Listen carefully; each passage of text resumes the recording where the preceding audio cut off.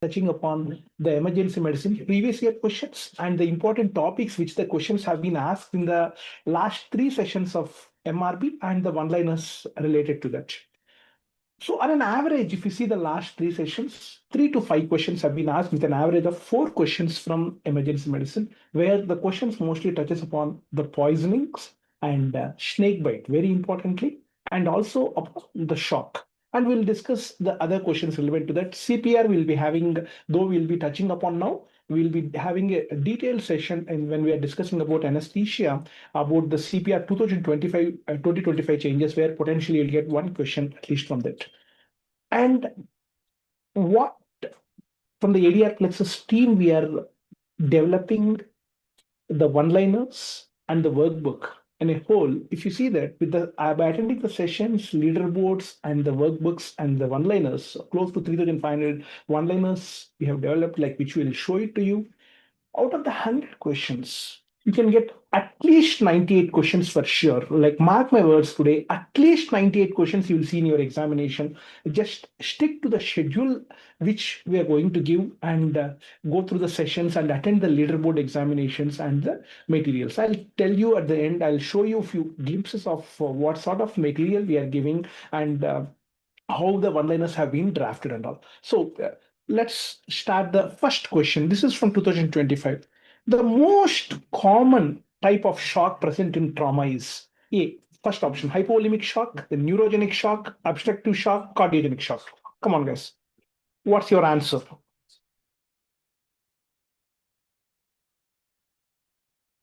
You can please type in the chat box. Hypovolemic shock, neurogenic shock, obstructive shock, cardiogenic shock. The most common type of shock present in the trauma.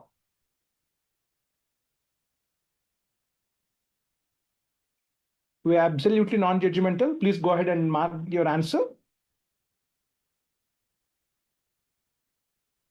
Fantastic. So it's hypovolemic shock. It's a very straightforward question.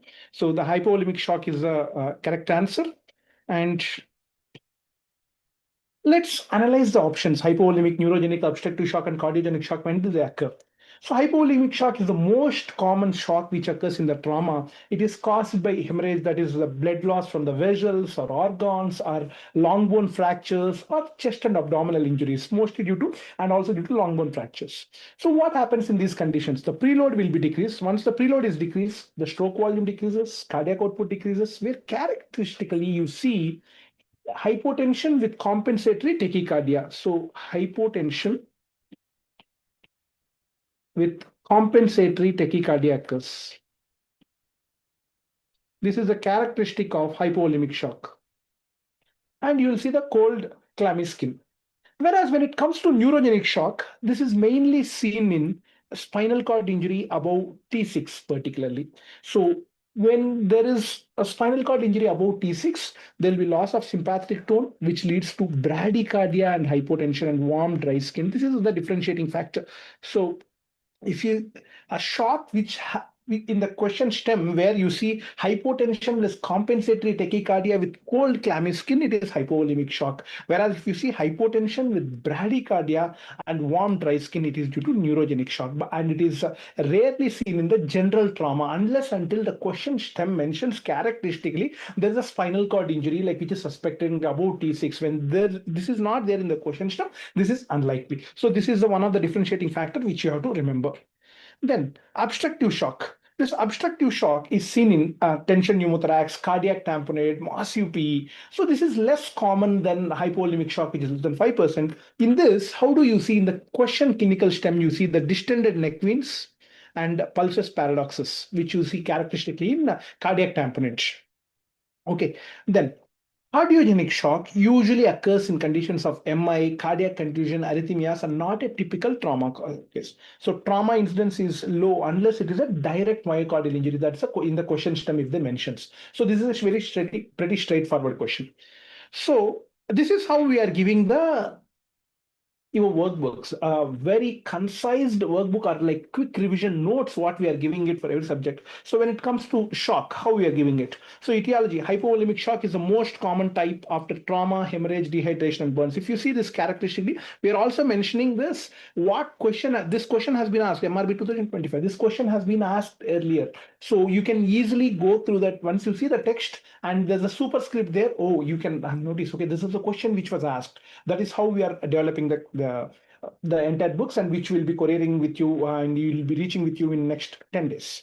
So cardiogenic shock is seen in myocardial infarction, arrhythmias, and cardiomyopathy. Distributive shock is seen in sepsis, anaphylaxis, and particularly the neurogenic shock type of thing. And obstructive shock is seen in pulmonary embolism, cardiac tamponade, and tension pneumothorax. Clinical features, usually you see in the shocks, hypotensive, which is unresponsive to fluid administration. Tachycardia is common in early stages, except in neurogenic shock, where we already discussed, where in neurogenic shock, characteristic frequency, bradycardia. And cold clammy skin is seen in hypovolemic and cardiogenic shock. Warm skin is seen in distributive shock, like as we discussed, sepsis, anaphylaxis, and also neurogenic. And oliguria, decreased urine output, indicating poor perfusion. And diagnosis, how do you diagnose? Hemodynamic monitoring, like invasive monitoring, you can do CVP, but unlikely nowadays with pulmonary artery catheter. And lactate levels. Please remember this very important point. Lactate is one of the indicators whenever the patient is going in septic shock or hypovolemic shock, any shock. Lactate uses not only for the diagnosis but also for the prognosis, which we'll discuss eventually. And echocardiogram to evaluate cardiac function in cardiogenic shock, and imaging can be done. And differential diagnosis. Based on the question which is asked in the question stem, septic shock is distinguished by, in the question, if they mention the fever, infective source is there. Anaphylactic shock, in the question stem, they say like patient has a shock followed by rapid onset following exposure to an allergen. This is a question stem which you have to be careful about. And cardiac tamponade, very characteristic pulses, paradoxes, jugular vein distension, and muffled heart sounds. And tension pneumothorax, if a shock which is occurring after tension pneumothorax, you'll see the tracheal deviation, hyperresonance on the affected site. Then management, the fluid resuscitation, crystalloids are the first line in hypovolemic and distributive shock. Again, this was a question which was asked, though we'll be discussing it. This was asked in 2023, session 1, which we'll be discussing at the end of the session. So what are the indicators of adequate resuscitation in hemorrhagic shock or hypovolemic shock? So we have to check about cardiac output, serum lactate, and oxygen delivery. These are the key indicators of adequate resuscitation in hemorrhagic shock, which we'll discuss at the end. Then vasopressors, norepinephrine, and then we can also use about vasopressin. Inotropes, in cardiogenic shock, we can use dobutamine. And whenever we are doing the treat the underlying causes, like in antibiotics in sepsis and in pulmonary embolism, thrombolysis, and all. And oxygen therapy to maintain the adequate tissue oxygenation. Right. So this is about the thing. So quickly to remember, hypovolemic hemorrhagic shock is the most common in trauma. Yearly indicator of shock, tachycardia, except in neurogenic shock, where you see the bradycardia. Class 3 shock shows increase in heart rate, respiratory rate, decrease in blood pressure, decrease in urine output. And neurogenic shock, please remember, hypotension and bradycardia and warm extremities. So shock which is causing hypotension, bradycardia with warm extremities is neurogenic shock. And tension pneumothorax, obstructive shock with absent breath sounds on one side and tracheal shift. And cardiac tamponade, you see this characteristic Beck's triad, though Beck's triad is hypotension, muffled heart sounds, and distended neck veins. And whenever we are doing any trauma case or ATLS, so the first priority in trauma resuscitation is massive hemorrhage control and like correcting the shock component. This is all about the shock, though we'll be discussing about the resuscitation indicators at the end. Then coming to the next question, which was asked in the 2025.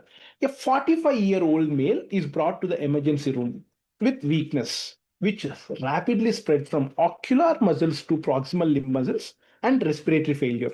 The patient's bystanders give a history of organophosphorus compound ingestion 3 days back. What is the diagnosis? Acute cholinergic syndrome, acute nicotinic syndrome, intermediate syndrome, organophosphorus-induced delayed neuropathy. Come on, guys, answer that. What is your answer? Fantastic, fantastic. So almost all of you are answering. This is a very characteristic description of intermediate syndrome. So remember, so presenting with weakness which spread rapidly starting from ocular muscles to the proximal limb muscles and eventually respiratory failure with a history of organophosphorus compound ingestion. So the patient can be admitted in the hospital and still might be having this. So we'll see about like how we can differentiate between acute cholinergic, nicotinic, and the other differentiator. Before that, we will see characteristically OP poisoning, how they present. So organophosphorus compounds, common OP poisonings. This is how the notes will be given for you. Common OP poisonings, parathion, malathion, and dimethoate, all these things are there. And mechanism. So what do these OP compounds, organophosphorus agents do? They irreversibly inhibit acetylcholinesterase. So what happens when there is when they irreversibly inhibit acetylcholinesterase, there will be excess acetylcholine, which leads to overstimulation of muscarinic, nicotinic, and CNS receptors. So what are the clinical features? Remember, either you can remember with sludge or dumbbells. So sludge, salivation, lacrimation, urination, defecation, emesis, gastrointestinal cramps, and all. And you will be also having meiosis, bronchoria, bronchospasm, and bradycardia. All these things occur. And nicotinic features like fasciculations, muscle weakness, paralysis, tachycardia, hypertension, and sweating, and CNS features. The patient will be, once they consume organophosphorus, anxiety, sweating, and they may throw seizures, coma, and respiratory depression. Sometimes, not in every case, most of the times, characteristically, you see the garlic odor from the breath and secretions. And the most dangerous, like which we have to be worried about, is the bronchoria and bronchospasm and respiratory muscle paralysis. So that is a condition. When we are treating it immediately, we have to take care of the airway also. So first aid, like removing the contaminated class, getting the exposure down, and gastric lavage may be done if presentation within 1 to 2 hours and if airway is protected. And please do not induce vomiting and do not induce charcoal in any corrosive or hydrocarbon based OP formulations. So immediately, whenever you see any emergency medicine, any case comes, as we know, it is prioritizing A, B, C, D, E. Like in the same way, airway, breathing, circulation, you assess for the secretions, any bronchospasm is there, any hypoxia is there, any muscle weakness is there, and monitoring, like monitoring the pulse, blood pressure, respiratory rate, oxygen saturation, and checking the pupils, all these things you do. And investigations, like though immediately we can get, there's an ABG for respiratory failure, electrolytes, glucose, ECG, and plasma pseudocholinesterase will obviously be low when the patient attendant comes with the OP poisoning, like whatever is there, there's no need to, when that itself means that he has consumed, no need to test for the toxicology for that. So how do you do the management? Airway and breathing is the predominantly suction the secretions and provide oxygen. Early intubation we have to do if there is a respiratory distress, hypoxia, or a poor gag reflex, and patient has excessive secretions. And when you are trying to intubate, avoid succinylcholine because it makes prolonged paralysis. Then coming to the management, atropine. Initial IV dose you can give up to 2 to 5 mg depending on the patient. Keep repeating up every 3 to 5 minutes, doubling each time until the secretions get lessened. So until the lungs are dry, saturation improves, heart rate comes up to 80 to 100, and blood pressure improves, and pupils like slightly mid-dilated and axilla dry. So continue after that, like continue with atropine infusion, 10 to 20% of total dose required in the first hour, and you keep titrating to maintain the vitals and also the chest dryness. Then, important pralidoxime. It reactivates acetylcholinesterase before aging occurs. The best results occur within the first 24 hours. This is very important. And loading dose, 30 milligram per kg IV for 30 to 15 to 30 minutes, and maintenance almost 1/3 of that, 8 to 10 milligrams per kg per hour, continuous infusion for 1 to 2 days, 24 to 48 hours you can use. And this is when we give the pralidoxime within the first 24 hours, it also helps for reducing the muscle fasciculations, weakness, and also reducing dependency on the ventilator. Then if the patient throws the seizures, then you can use diazepam or midazolam and supportive care. So we maintain the hydration, correct electrolytes, and acidosis. And any other neuromuscular blocking drugs like succinylcholine, and try to avoid this and maintain urine output. Then this is a thing like which we have already highlighted. See, special syndromes, intermediate syndrome. This was a question asked. Wherever the question have been asked, we have mentioned as a superscript. So intermediate syndrome usually typically occurs from second to fourth day, occurs 24 to 96 hours after exposure. It starts with the proximal muscle weakness and from to the neck flop, respiratory failure, and it requires ventilation. And atropine and oxymes are not effective in this condition, intermediate syndrome. So usually remember from second 2 to 4 days it occurs. Whereas organophosphate induced delayed neuropathy appears 1 to 3 weeks later. Please remember this is 1 to 3 weeks later. So where you see here mostly distal weakness and paresthesias, and here mostly this is supportive treatment only. So remember, atropine is the primary life-saving therapy and praldoxim is the urgent. Dry lungs are the best indicator for adequate atropinization. Atropinization is a word, please remember. And praldoxim is most effective if it is started less than 24 hours. And respiratory failure from bronchoria or muscle paralysis is the main cause of the death. So we try to, whenever you suspect there's an airway issue, like try to go ahead and like intubate and mechanically ventilate at the earliest, and avoid succinylcholine for rapid sequence induction in OP poisoning. And low pseudocholinesterase supports diagnosis, but in most of the times, like when we see, we won't test it, like when the patient attendance brings the bottle itself. And gastric lavage is allowed only if early presentation and airway is protected. Now, ruling out the options. Acute cholinergic syndrome usually occur within minutes to hours after OP exposure. So this is due to excess acetylcholine, the sludge or dumbbells, like whatever you say, like we see meiosis, bronchoria, fasciculations, and seizures. It is not delayed and not characterized by proximal muscle weakness. So this has been ruled out. So acute cholinergic syndrome usually occurs within few minutes to hours immediately after consumption. Acute nicotinic syndromes, early phase due to nicotinic overstimulation, where you see tachycardia, hypertension, fasciculations, and cramps. But it also doesn't occur after 24 to 96 hours, and it never causes delayed respiratory failure. Whereas intermediate syndrome, as we characteristically discussed, seen after 24 to 96 hours after initial recovery from acute cholinergic crisis, characterized by weakness of neck flexor muscles and from the eyes, proximal limb muscles, respiratory muscles, and eventually leading to ventilatory failure. And due to persistent acetylcholinesterase inhibitor at the neuromuscular junction. Classical setting, you will give the question stem, treated OP poisoning patient, deteriorating again from the day second to day 4. They'll be improving and then sudden dipping. So this is a characteristic question stem which they ask about. Then as discussed, organophosphorus induced delayed neuropathy, OPADN, occurs after 1 to 3 weeks, not on the day 3. It presents with distal sensory motor neuropathy, not like foot drop and paresthesias, not the proximal thing, and it can never cause respiratory muscle weakness. So this is how you can answer this. Intermediate syndrome was a question which was asked in the recent examination.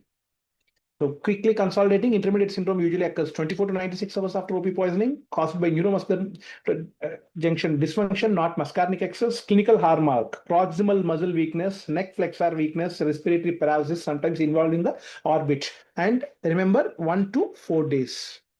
Treatment, ventilatory support, oxymes and atropine have limited role usually once it sets in. So supportive treatment to do that. And delayed neuropathy, you see after 1 to 3 weeks, distal neuropathy, no respiratory failure. Done. Then the third question. Again, this was a question asked in 2025. Which one of the following is a common cause of hypoxemia in hospitalized patients due to hypoventilation? Acute exacerbation of asthma, pulmonary embolism, neuromuscular disease, alveolar hemorrhage.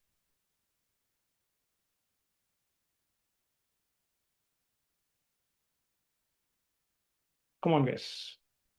Very good. There's been, okay. There's been mixed answers here. So here, which one of the following patients is a common cause of hypoxemia in hospitalized patients due to hypoventilation? Here, the thing is, hypoventilation is the clue which we have to do that. So eventually, if we see that, If that word hypoventilation is not there, all the three might have been all the four. Like in fact, like in each of the things, eventually like hypoxemia may occur. But due to hypoventilation predominantly occurs in these conditions. Like the most characteristic is neuromuscular. This is the correct answer. So if you see this in acute exacerbation of asthma, what happens? It causes VQ mismatch and airflow obstruction. So both acute exacerbation of asthma and COPD, VQ mismatch and airflow obstruction, not the pure hypoventilation. And hypoxemia usually occurs due to shunt-like physiology, not the decreased ventilatory drive. Okay, so please try to understand this. And though it is causing type 2 respiratory failure, this causes acute exacerbation of asthma and COPD, they cause type 2 respiratory failure, but the hypoxemia is predominantly due to the shunt-like physiology. Then pulmonary embolism, very characteristic. It causes dead space ventilation, EQ mismatch, and hyperventilation, and not the hypoventilation. PaCO2 is typically low or normal, not the high here. Whereas neuromuscular disease, the conditions like Guillain-Barré syndrome, myasthenia gravis crisis, motor neuron disease leads to respiratory muscle weakness. Once the respiratory muscle weakness occurs, this decreases the tidal volume. Once the tidal volume decreases, minute ventilation decreases. So hypercapnia occurs. So hypercapnia and eventually hypoxemia. This is a classic hypoventilation pattern, commonly seen usually in hospitalized, immobilized, and ICU patients is not treated well, and also in obesity hypoventilation in all these conditions. And in alveolar hemorrhage, it causes intrapulmonary shunt due to blood filling alveoli. Oxygen failure, it's oxygenation failure, but not due to the hypoventilation. PaCO2 is normal or low, not elevated. If you see this, the indications of mechanical ventilation is due to hypoxemic failure or ventilatory failure. Hypoxemic failure is type 1, where ABG findings you see decreased PaO2 like ARDS, COVID, pneumonia, congestive heart failure, pulmonary embolism. Whereas ventilatory failure type 2, where you see increased PaCO2, COPD, asthma, sleep apnea, obesity, hypoventilation, acute intoxication, neuromuscular disorders. So here don't get confused that how can like asthma is being mentioned here, then why can't it be the answer? So here the question characteristically mentioned predominantly due to the hypoventilation, like which eventually causing hypoxemia. Here hypoventilation, even in asthma, acute exacerbation of asthma and COPD also if you see this, but here very characteristically that is due to the shunt physiology like it occurs. So the most favorable answer here goes with the neuromuscular disorders. So hypoventilation, where you see decreased alveolar ventilation, increase in PaCO2. Most common causes neuromuscular weakness, central depression, particularly after giving neuromuscular agents, opioids, sedatives, and head injury and chest wall abnormalities case. Then one question is usually guaranteed based on the CPR. And this is a very straightforward question. This was asked in 2023, and you can expect a question in 2025, where in the anesthesia session, I'll discuss about what are the few changes which have been done for the 2025. Now, this question, coming to this, all of the following are correct about the CPR quality, except push at 60 to 80 per minute, push at least 5 to 6 centimeters, push at least 5 centimeters, minimize interruptions in compression, push at 100 to 120 per minute. Fantastic. Very good. Push at 60 to 80 per minute is a wrong answer, where you see here, this is 100 to 120 per minute. Push at least 5 centimeters. This is 5 to 6 centimeters. Minimize interruptions in compression. Push at 100 to 120 per minute is been given answer. So as the question asked about is except, so the answer is push at 60 to 80 per minute. So here, let's discuss a few points. So here, push hard, 5 to 6 centimeters. Push fast, 100 to 120 per minute. Minimize interruptions.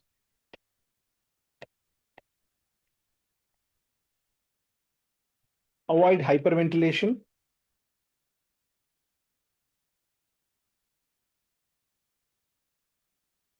So we have to push hard, push fast. We have to minimize the interruptions and avoid the hyperventilation. And also remember, there is like very characteristically, I want you to remember 5H and 5T. These are the reversible causes of cardiac arrest.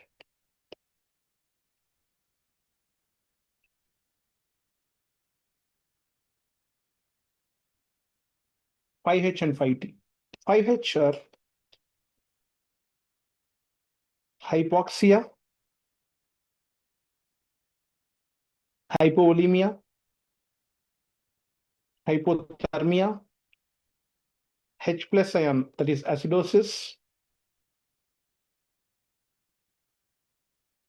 hypo or hyperkalemia. What are the 5 T's? 5 T's are toxins, tension pneumothorax, cardiac tamponade, thrombosis, coronary, thrombosis, pulmonary. Now, if they asked, what is the first step? So I'll again repeat, what are the reversible cause of cardiac arrest? Hypoxia, hypovolemia, hypothermia, H plus ion acidosis, hypo or hyperkalemia. 5T, toxins, tension pneumothorax, cardiac tamponade, coronary thrombosis, and pulmonary thrombosis. So the question is asked, what is the first step in CPR? Is always remember, verify the scene safety. Verify the scene safety. Okay, then in the BLS, though we'll be discussing in detail. So in BLS, what is the respiratory rate? In adults, it is 10 per minute. In children and infants, it is 20 to 30 per minute. Then only drug of mention in BLS guidelines, only drug in BLS is naloxone, which is to counter the opioid poisoning, the respiratory arrest which occurs with that. Okay, and then what are the two shockable? What are the cardiac causes of cardiac arrest, like which are shockable and non-shockable? Which are shockable? Can anyone tell what are the two shockable? Type in the chat box. Very good. Ventricular fibrillation and pulseless ventricular tachycardia. Please remember, pulseless ventricular tachycardia. What are the non-shockable? Asystole and pulseless electrical activity. Asystole and pulseless electrical activity. So how much shock it has to be given? So if it is a biphasic, can give up to 120 to 200 joules. If it is a monophasic, you can give up to 360 joules. Okay. So in conditions of shockable rhythm, what are the drugs which we can use? In shockable rhythm, we can use adrenaline,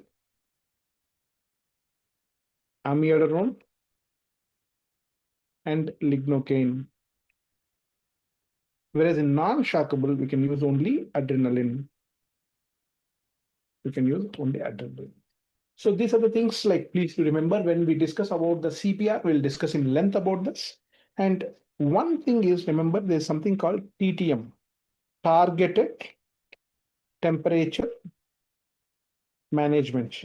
So this is in, usually you deal post cardiac arrest coma patient. So patient has been, patient had a cardiac arrest, you resuscitated, and patient had a return of spontaneous circulation. Patient has pulse and blood pressure, but he's not responding in the coma. So in those conditions, you keep the patient for targeted temperature management. You keep it for 24 to 48 hours at 32 to 36 degrees centigrade. Now 32 to 36, according to the recent changes, which you can keep 24 to 48 hours. Okay. One last point about here I want you to remember is perimortem cesarean section. If at all a cardiac arrest occurs in the pregnant female, and within how much time, if you are not able to revive the mother, so within how much time you can do the cesarean section and look at perimortem cesarean section is up to 5 minutes. This one extra point, please do remember. We'll discuss in length about all the changes when we discuss about the CPR guidelines. That's about. Then, very, very, very, very important. In a single session, there were two questions which are almost similar. Like we double check the paper, but the two questions are there almost with the similar options in the snake bite. And there is also one more question in the 2023 session 2. There are two questions, and session 1 there is one question about the snake bite. Which of the following snake bite will cause minimal or local or no local envenoming? Russell viper, Saskel viper, cobra, and crate.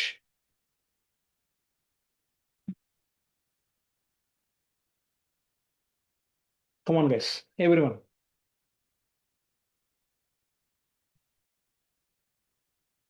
Yes, good. The answer is crate. Okay, this question you should not miss out, guys. So, a crate we'll discuss about what are the most common types of snakes and like how do they manifest. So listen carefully, every single point is important. So Russell viper usually cause marked local swelling, pain, blistering, and necrosis. It causes eventually it acts on the hematological system, causing predominant coagulopathy, and eventually it may act on the renal injury it causes. And local envenomation, wherever is there, it is significant. It is significant. Whereas saw-scaled viper, it also produces rapid swelling, pain, bruising, and bleeding, and local envenomation is prominent there also. It also produces rapid swelling. And cobra, Elapidae family, but major local tissue necrosis is common. You can see after cobra bite, painful swelling, blistering, and even gangrene is possible. Whereas when it comes to crate, it is classic for almost no local swelling.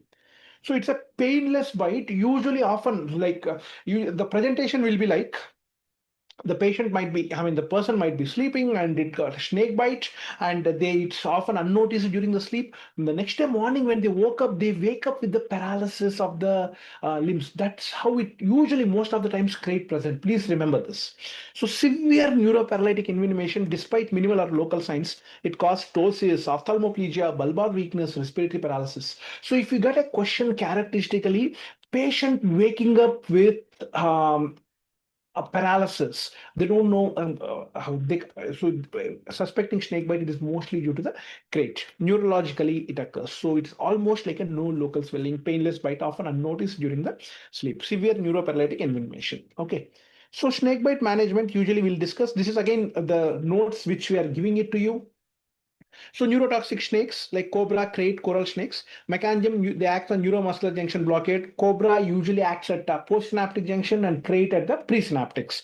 And features neurologically, ptosis, ophthalmoplegia, dysphagia, bulbar weakness, and respiratory paralysis. And cobra, you see painful bite, local swelling, and necrosis. Again, if you see the superscript here, which we mentioned, the 2023 S2, which has been asked. So painless bite, minimal or no local signs, early paralysis, and often it occurs during the sleep.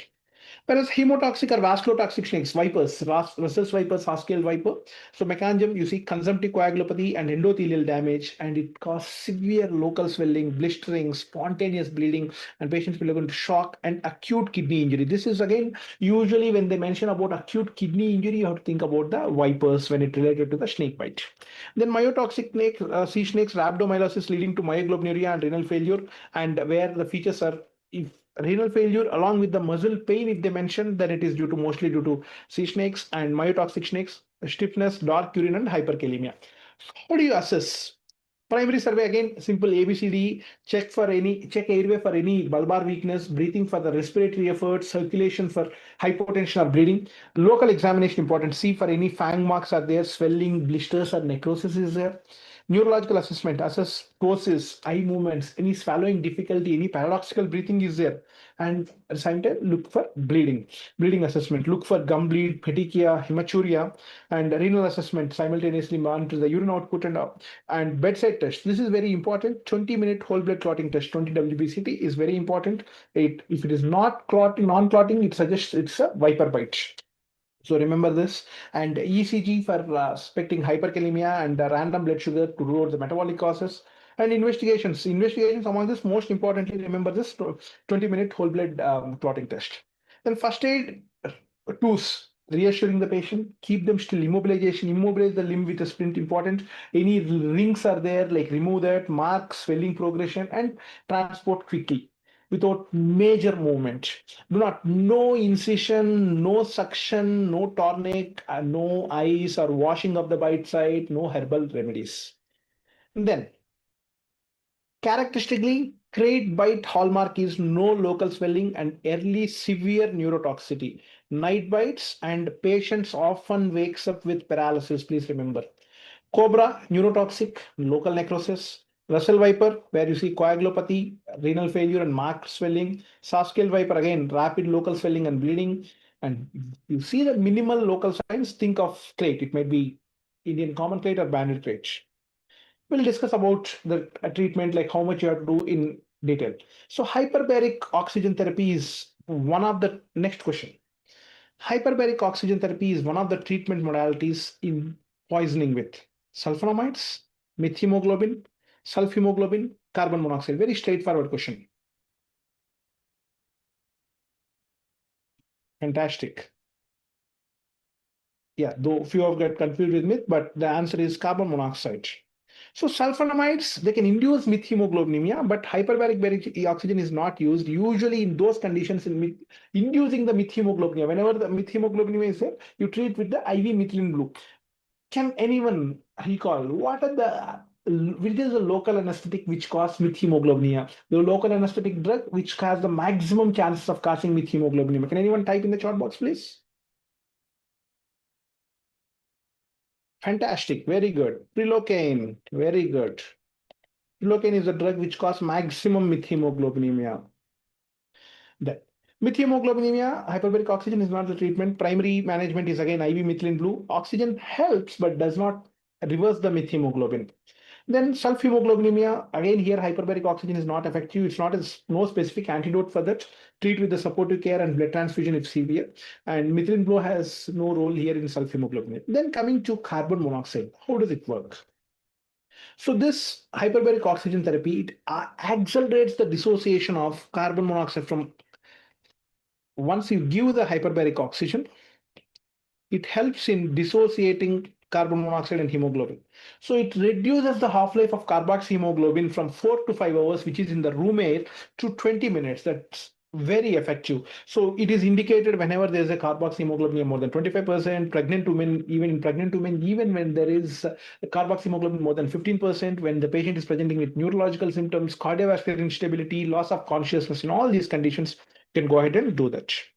So hyperbaric oxygen is primarily used for carbon monoxide poisoning. Carbon monoxide binds with hemoglobin 240 times more affinity. So eventually what happens? It causes tissue hypoxia. So symptoms, they present with headache, dizziness, confusion, and sometimes cherry red skin. And this is one of the conditions where you see the false saturations. Pulse oximetry may be normal despite hypoxia. Sometimes it may show increased levels also. And methemoglobinemia, you see chocolate brown blood, lower saturation, and you treat with the methylene blue. Sulfhemoglobinemia, you see greenish blood, no antidote per se. Then, again, this was a question which was asked in the same examination, 2023, the session 2. We just now discussed about the viper. This again, the same question was asked. Which of the following snake bite does not produce local swelling or pain? Crate, Russell viper, cobra, Saskel viper. Fantastic. So I always keep saying this. This is one thing. Learn from mistakes. You can make any number of mistakes possible, guys, but make the mistakes at the earliest. It's not the one like who doesn't make any mistakes during the practices. Those are not the ones like we're going to succeed. Make as many number of mistakes and rectify that. So today you have attempted the leaderboard examination. Suppose you got like 10 questions wrong. Please ensure that the 10 questions which went wrong, if a question, same or similar question was asked, is going to be asked in the future examinations, you should not make a mistake. You should not go to sleep without mastering that particular question. So today you made a question, the first time a question about the crate, it doesn't cause pain. Second time you should not make a mistake. That's where your success lies, guys. So hardly when you read about all the points and you master every single question from your leaderboards have been so meticulously drafted, and the questions, if you go through that and if you master that, you are going to I'm going to say that out of 100 questions, like cumulatively with this, at least 98 questions you are going to see the test. So now let's quickly see the differences. Cobra, crate, Russell's viper, Saskel viper, sea snake, king cobra. So in this, cobra and crate belong to Elapidae family, king cobra, all the things, and then Russell's vipers belongs to Viperidae and sea snake Hydrophilidae. So here, cobra as a neurotoxic and local cytotoxic, same with king cobra. Crate neurotoxic, predominantly it's presynaptic, and cobra it's a postsynaptic. Russell's viper and any vipers basically hemotoxic and vasculotoxic. So the local effects, if you see in cobra, marked swelling, pain, blistering, and necrosis, significant local swelling. In crate, you see minimal or no swelling and painless bite. And sea snake also usually no local signs, but sometimes it might be there. Russell's viper or any vipers, you see severe swelling, pain, ecchymosis, blistering, and all. Systemic effects, as we discussed. Cobra neurotoxic, so you cause ptosis, ophthalmoplegia, bulbar paralysis, and respiratory paralysis. Same with the crate.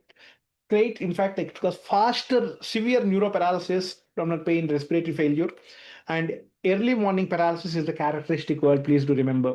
And vipers, you see disseminated intravascular coagulation, vascular-induced coagulation, renal failure, shock, neuroscience, and vipers, soft-scale viper, coagulopathy, and shock. So bite characteristics, cobra, you see painful bite, obvious fang marks will be there. And crate, often unnoticed, no pain, no local signs. Vipers, you have painful bite, swelling will be there. Sea snakes also will be painless. Then, what is the antidote of choice for cyanide poisoning? Niacin, vitamin C, thiamine, and hydroxycobalamin. Come on, guys. So before here, like when we discuss and how much we have to give anti-snake venom earlier, like for a neurotoxic, usually give up to 8 to 10 vials, and like you can keep repeating. And like when you see for the vipers, you can give up to 20 vials and can keep going. We will discuss in length about that when we discuss based on the book. The antidote of choice for cyanide poisoning: niacin, vitamin C, thiamine, and hydrocobalamin.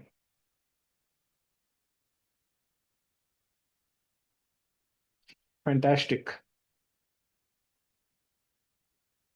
So niacin usually have no role. You use it for dyslipidemia, not poisoning. Vitamin C is not an antidote for cyanide. Has mild antioxidant properties, but no effect on cyanide binding. Thiamine, it's an antidote for alcoholic lactic acidosis and Wernicke's encephalopathy, and not the cyanide. Sometimes it may use, but not the thing. But hydroxycobalamin, it is the antidote of choice for cyanide poisoning. What it does is this hydroxycobalamin, it binds to cyanide and to forms cyanocobalamin. Once this cyanocobalamin is nothing but vitamin B12, and it is safely excreted in the urine, it will become vitamin B soluble. So it's rapid onset, and you can use it safe in smoke inhalation victims. It doesn't cause any hypotension or methemoglobinemia, unlike the older antidote kits, usually nitrates. So hydroxycobalamin, first line antidote for cyanide poisoning. See, two questions at least comes from the poisons and their antidotes. Though I didn't add here, like heparin, like how do you reverse this protamine sulfate? We'll discuss about those questions also. So mechanism of action converts cyanide to cyanocobalamin, and so these are the poisons and the antidotes. So quickly, opioids like morphine, heroin. What is the antidote? Naloxone, naltrexone, nalbuphine. In opioid poisoning, what is the characteristic triad of opioid poisoning which may cause death? What is the severe opioid poisoning? What are the characteristic triad?